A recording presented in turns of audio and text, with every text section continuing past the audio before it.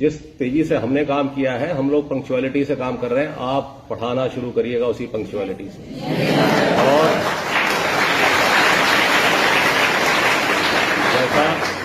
जैसा कि जब गांधी मैदान में फंक्शन हुआ था तो सभी माननीय मंत्रीगणों और माननीय मुख्यमंत्री ने कहा था कि आप लोग अपनी मेधा तो साबित कर चुके हैं, यहाँ आके बीपीएससी क्वालिफाई कर चुके हैं, अब आपने अपनी निष्ठा को साबित करना है।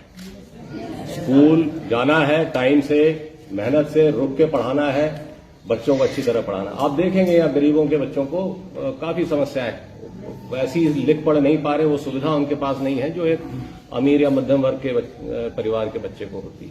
तो हमारे विद्यालयों में तो वही लोग आते हैं और हमारे अधिकांश विद्यालय गांव में। तो अगर आप गांव में नहीं रह सकते हैं तो हमारी ट्रेनिंग में भी समय बर्बाद करने की जरूरत नहीं है, अभी चले जाइएगा। गांव में ही पोस्टिंग होगी, ये याद रखिएगा।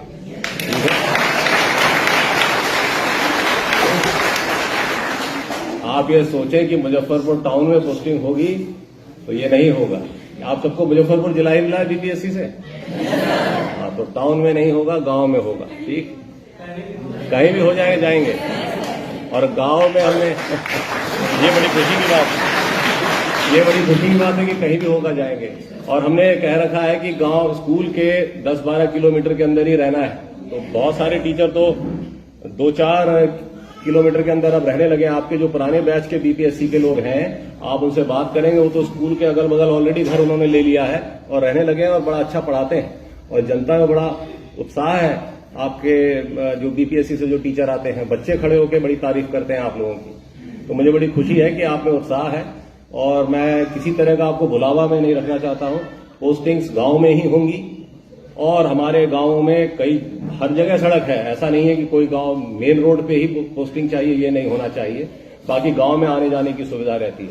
हमने कहा था कि चूंकि महिलाएं ज्यादा हैं तो जरा 2 व्हीलर की ट्रेनिंग की शुरुआत की जाए।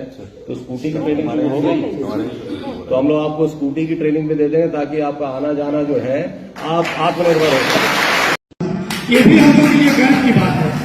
लेकिन सर से मेरा विनम्र आग्रह है कि सर शाम में हम लोग का सब्जी नहीं खरीदा रहा है, घर में कला हो रही है, सर सगे संबंधी छूट जा रहा है, 5:30-6 बजे विद्यालय जाते हैं, अंधेरा हो जाती है, काफी बहुओं को दिक्कत होती है सर। तो उसको 4 बजे तक रहने दिया जाए। मैं अपने शिक्षक मंडली से सादा अनुरोध कर रहा हूँ। हम लोग मेहनत करेंगे। और सर हम लोग की जो छुट्टी है, जैसे छठ की छुट्टी, दीपावली की छुट्टी, सर यह 2 काम हम लोग कर देते हैं कि आप हम लोग के लिए भगवान है। ऐसा फिर दूसरा कोई के पाठक नहीं आएगा। धन्यवाद। मैं आग्रह करता हूँ कि हम 3 साल तक बने रहें। धन्यवाद। हम स्पष्ट कर देते हैं, आप लोगों को ये जान लेना होगा कि आप शिक्षक हैं, आज भी शिक्षक रहेंगे, 10 साल बाद भी रहेंगे, 20 साल पहले भी थे। शिक्षा करनी, कहीं ऐसा नहीं होता है कि विद्यालय 4 या 6 घंटे चलता है। कहीं ऐसा नहीं होता है कि अगर गवर्नमेंट सर्वेंट बन गए, जैसे अभी आपने कहा कि आप सरकारी सेवक बनना चाहते हैं, घोषणा तो हो गई है माननीय मुख्यमंत्री महोदय की गांधी मैदान से, तो अब बस हम लोग उसको प्रक्रियात्मक उसमें जो थोड़ी बहुत देर हो रही है, काम आगे बढ़ रहा है, किसी भी क्षण ये हो सकता है। जब आप सरकारी सेवक बन जाएंगे तो 8 घंटा तो बैठ गए, तो कहानी खत्म। वहां अब आपकी सब्जी, दाल, रोटी, भाजी, देखिए ऐसा है कि आप आए हैं बच्चों को पढ़ाने, ठीक है, आपके चलते नहीं चलते पीढ़ियां बर्बाद हो जाती हैं या पीढ़ियां संवर जाती हैं। अगर आप घड़ी देख के आइएगा जाइएगा, ये बड़ा पुनीत काम है। मैंने कहा ना, इसमें क्या प्रमोशन है। आज भी शिक्षक रहेंगे, 30 साल बाद भी शिक्षक रहेंगे, लेकिन जब सम्मान मिलता है ना गांव में, वो किसी और को नहीं मिलता। एक शिक्षक है और एक डॉक्टर है, यही 2 पेशा है जिसको पब्लिक जो है भगवान मानती है। अगर ढंग से काम तो देख लीजिए, एक अनुशासन तो हम कहीं कॉम्प्रोमाइज नहीं करेंगे। 8 घंटा आपने रहना है, अब जब रहना है तो पढ़ा भी दीजिए। और जो पढ़ना चाहते हैं उन्हीं को पढ़ाइए। 3:30 तक बच्चे पढ़ेंगे, 3:30 के बाद कमजोर बच्चों को चिन्हित कीजिए। आपको मालूम है ये मिशन लक्ष्य का निर्णय क्यों लिया गया? ये निर्णय इसलिए लिया गया कि कक्षा 8वीं में बच्चे पहुंच गए हैं, किताब किस सब्जेक्ट की है उसको लेकर के पढ़ नहीं पा रहा है कि किस सब्जेक्ट की किताब है।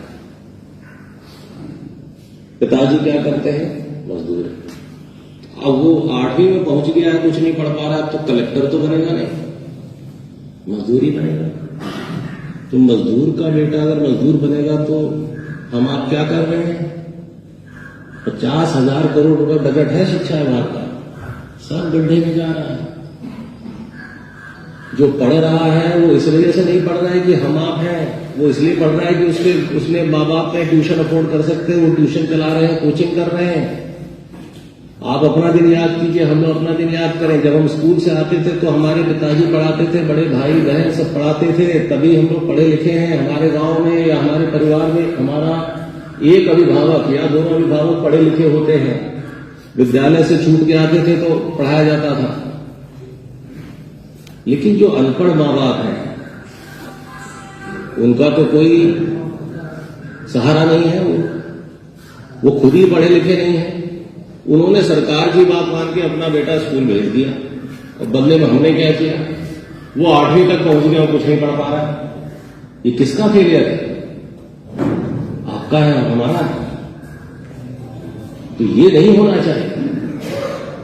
हमें ध्यान इस बात पे देना है कि जो समाज का एकदम कमजोर तबका है वही ना हमारे यहाँ आता है।